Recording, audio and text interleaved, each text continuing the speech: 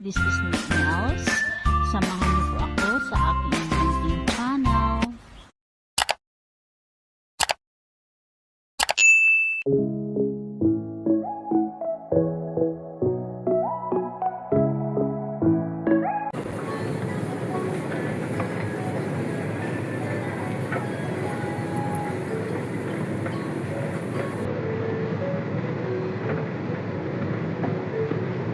Hindi natin kontrolado lahat ng mangyayari.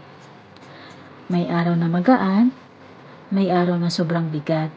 Pero habang humihinga ka, may pagkakataon ka pa rin pumili kung paano harapin ang bawat sitwasyon.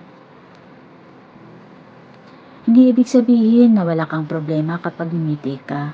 Ibig sabihin lang, pinili mong huwag hayaang lamunin ka ng bigat ng mundo.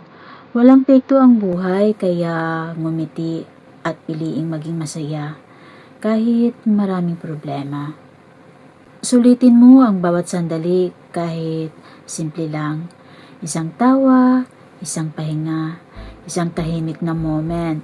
Dahil ang buhay hindi inuulit at minsan ang pinakamalaking panalo ay yung natuto kang maging masaya kahit hindi perpekto ang lahat.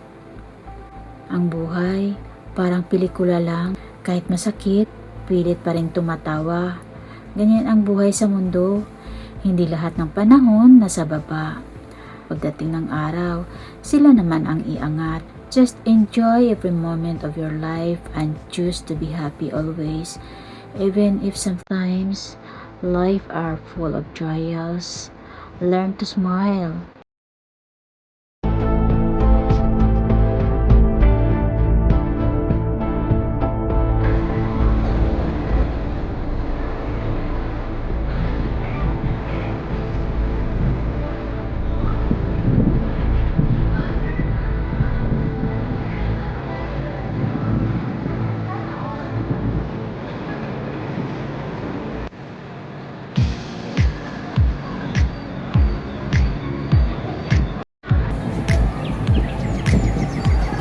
कल Tuesday available रहेगा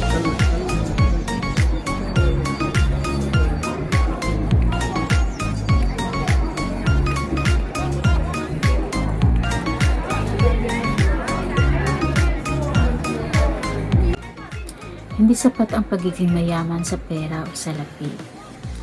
Maraming may pera pero kulang sa respeto. At maraming simple lang ang buhay pero sagana sa dignidad. Ang pera pwedeng mawala. Ang titulo pwedeng mabura. Pero ang ugaling mabuti, kahit anong panahon, dala mo hanggang dulo. May mga taong todo flex ng yaman, pero hirap pakitunguhan. Samantalang may mga taong walang ipagyayabang, pero ang gaan nilang kasama. Doon mo makikita na hindi lahat ng mahalaga nabibili. Ang asal hindi nasusukat sa halaga.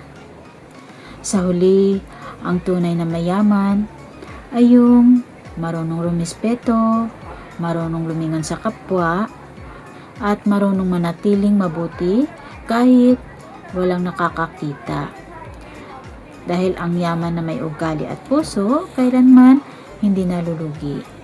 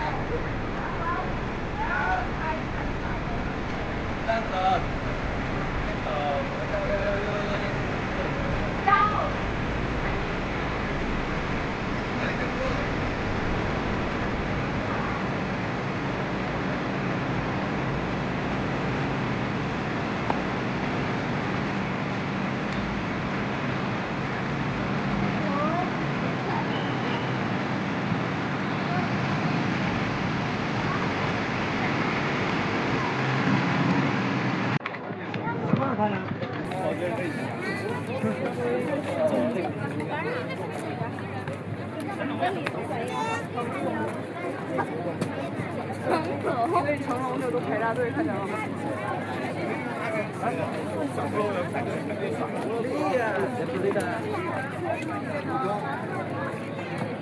你要打卡吗？